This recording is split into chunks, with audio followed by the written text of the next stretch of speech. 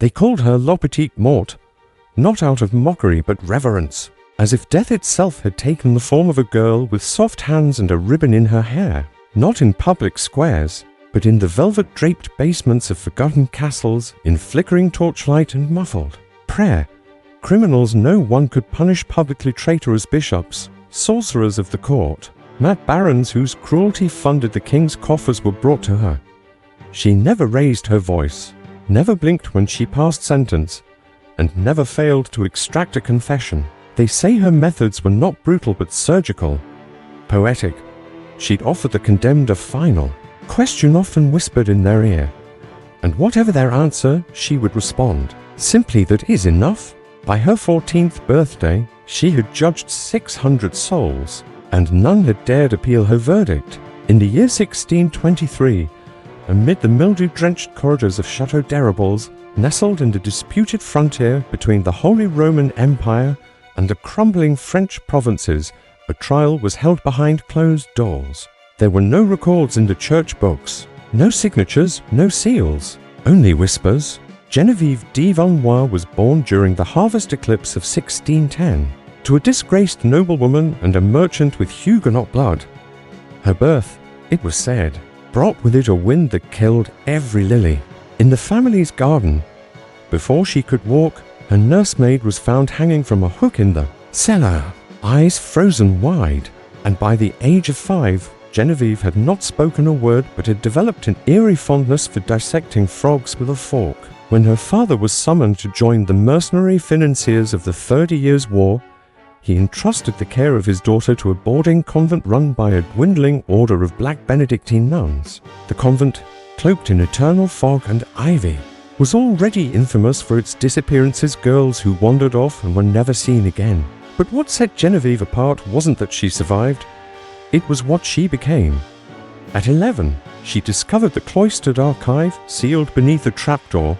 It held ledgers not of saints, but of sentences, tortures, confessions, executions, all meticulously catalogued. She read them as other girls read psalms. One nun recalled finding her curled beside an iron maiden, humming lullabies and scribbling in Latin. That nun died of fever. Also the abbess claimed. Then came the fire. On a February evening in 1622, half the convent burned. But there were no flames, only smoke, thick, stifling, unnatural. And in the morning, 13 nuns were found suffocated in their cells, their tongues severed and stacked like communion wafers on the altar. Geneviève was discovered sitting in the chapel pews, hands folded, face serene. Her dress was damp with holy water. When the local magistrate arrived, she confessed to nothing but offered a list, names, crimes, and next to each a method, not just of death, but of judgment. To everyone's horror, many matched open cases. What followed defied logic. Rather than being tried as a murderer, the child was handed over to a secret tribunal of the King's Justice, a group whispered to exist, for one purpose only, to judge the damned where law could not. They had found their prodigy. At 13, Geneviève became a sanctioned executioner. This is the host. This is a history channel. There are certain stories that just stick with you, that burrow under your skin and make a home in your bones. This is one of those stories. It's a story about power, a child of only 12 years old who found herself at the heart of a terrifying mystery. For those of you who don't know, I highly recommend checking out the book it's based on. It's called The Dark Descent of Elizabeth Frankenstein by Kirsten White. And let me tell you, it is a wild ride, about the dangers of unchecked authority and the terrible price we pay when we dabble with forces beyond our understanding. They met in a candlelit hall beneath the cathedral. What was said remains unknown, but the next day the archbishop was gone, his carriage found in a ravine, horses dead from fright, and on the chapel doors, smeared in ash, were the words, Lex Estate in Sanguine. Law is in the blood. Fearing the wrath of Rome, the tribunal acted. Geneviève was to be dismissed, her name stricken, her record erased. But when they came to her chamber, it was empty. Only her violin remained, propped against the wall, still warm to the touch. A month passed, then 2, then the deaths began. One by one, every judge on the tribunal was found dead in their homes, eyes missing, mouths sewn shut. Each time, A single lily was left on the body. No killer was seen, no trace left behind, only silence, and the faint sound, some swore, of a violin weeping through the fog. It's about a young woman named Genevieve. Also, if you enjoyed this video, please hit the thumbs up button and share it with your friends. Your support means the world to me. Thanks for watching. Stay safe and happy reading. The story follows Genevieve, who despite her tender age, has been appointed to the esteemed position of Juge D. Newt, which translates to Judge of the Night. Genevieve began to dream in other people's voices. She would wake speaking in tongues unknown to the court scholars, her hands trembling, her eyes scanning corners where no light fell. The tribunal offered her incense, relics, even leeches, but she refused them all. Instead, she requested a violin. Each morning after a sentence was carried out, she played the same melody, always in D minor, an aching, discordant waltz that seemed to pull the shadows inward. Some nights, guards reported hearing crying not from the dungeons but from the rafters. Her job? He was old, gaunt, and blind in one eye, a former alchemist turned monk, accused of raising the dead through foul incantations. As Genevieve entered the room, he smiled not with fear, but recognition. "You've returned," he whispered. She paused. "You know me? I knew you before you had a name," he rasped. "Before you were given form. You do not remember, but I do." The tribunal dismissed his words as madness, yet from that night on, Genevieve changed. She began writing long letters to no one, in a language no scribe could decipher. She forbade mirrors in her chamber, and her sentences became stranger. One man was ordered to be drowned in wine. Another was buried with a live swan. The tribunal grew uneasy. Whispers spread of a black angel who judged not by the king's law, but by something older, something deeper. To oversee the tribunal, a court that dispenses swift and often brutal justice, usually by burning or drowning. In medieval France, this might sound like a dream job, but trust me, it's not. But power, no matter how veiled in velvet or ritual, carries a toll. Then one night a man, condemned for heresy, was brought before her. Finally, the Archbishop of Sens arrived. Sent by the Vatican, he demanded an audience with the girl. What did you think of the story? Let me know in the comments below. They say that history is written by the victors. But what about the stories that slip through the cracks, the legends that outlive empires? Because sometimes the truth is more terrifying than fiction. From the peasant girl who became a vengeful spirit to the mysterious beast that stalked the night. Long ago in a kingdom of rolling hills and dark forests lived a beautiful princess.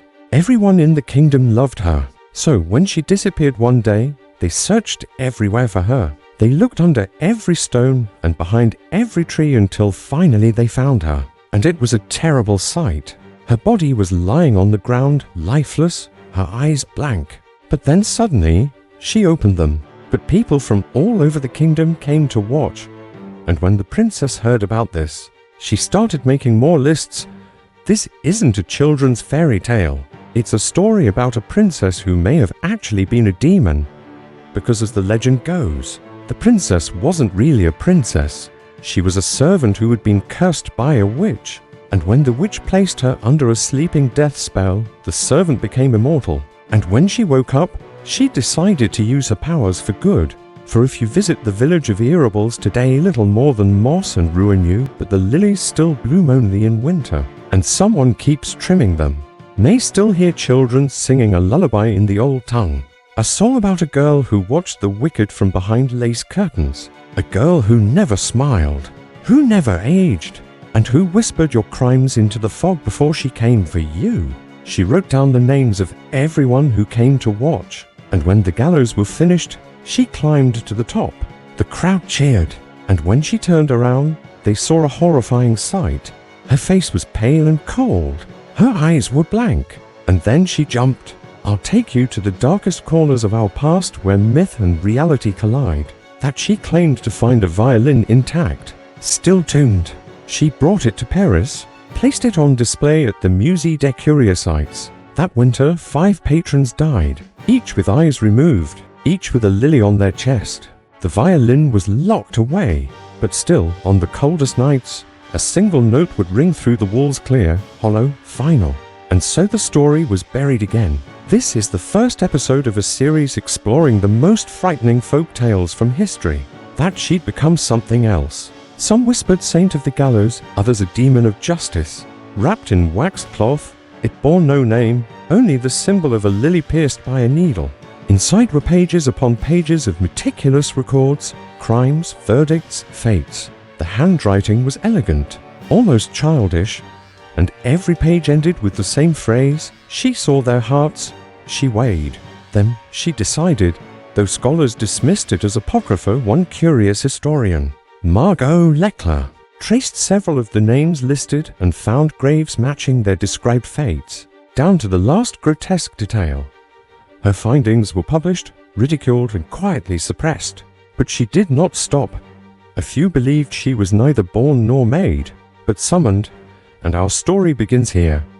When the princess regained consciousness, she sat up and screamed, "Take me to the highest tower, put me in the finest room and bring me a needle and thread." Instead, she spent her days creating a list of everyone's crimes. At night, she would sew small bags filled with pebbles and thread. Then as the sun rose, she would drop them off outside the doors of the local church. Soon, everyone in town started hearing about these strange goings-on. They found these small bags of pebbles, and many believed they were cursed. The townspeople called her the girl with the angel face, and soon, everyone had forgotten about the trauma she had endured. However, every night the princess had the same dream. She would walk through the empty halls of the castle, and she could hear the other girls crying. And when she reached their rooms, she saw their lifeless bodies hanging from the ceilings. As they were stitching up her wounds, the princess told the queen everything she had seen, and the queen listened intently. The princess had been kidnapped by a handsome stranger. He took her to a faraway land, to a tall castle with many rooms, and each room was filled with a young girl who had gone missing from a nearby village. But while the king was making plans to rescue the princess, she recovered fully. The doctors said it was a miracle. She tried to tell the townspeople what she had seen, but they didn't believe her. They thought she was crazy, so she stopped trying. Then one day, the king announced he was going to build a new gallows. It was a horrible spectacle. That's right. The legends persisted long after the war lines shifted, after the tribunal crumbled and the empire fractured. Local peasants believed the girl had never died. A century later, in 1724, a manuscript was discovered beneath the ruins of the Chateau d'Arables. In 1731, she followed rumors of an unmarked grave deep within the Black Forest. It was there, among twisted roots and stones blackened with time until now. Was she real? Was she a child of vengeance or invention? History says nothing.